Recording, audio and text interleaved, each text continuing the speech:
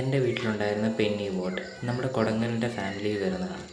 ഇതിപ്പോൾ എല്ലാവരും അക്വേറിയത്തിലും അതുപോലെ തന്നെ പോണ്ടിലും ഒക്കെ വളർത്താറുണ്ട്.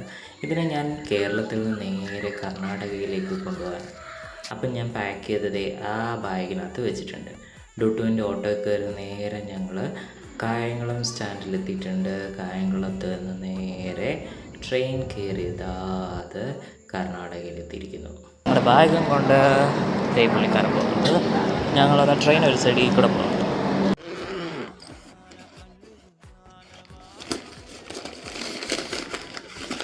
ഇത് 20-ാം തീയതി രാവിലെ ഞാൻ എൻ്റെ ബാഗിന് തുറന്നെടുത്തു.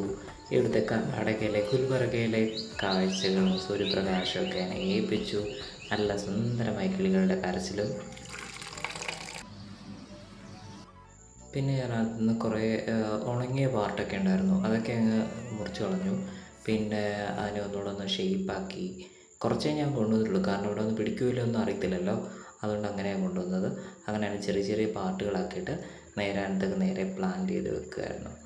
അപ്പോൾ മണ്ണും കേരളത്തിലെ മണ്ണാണ് കേട്ടോ, വെള്ളം മാത്രമേ ഉള്ളൂ ഗുൽബർഗയിലെ.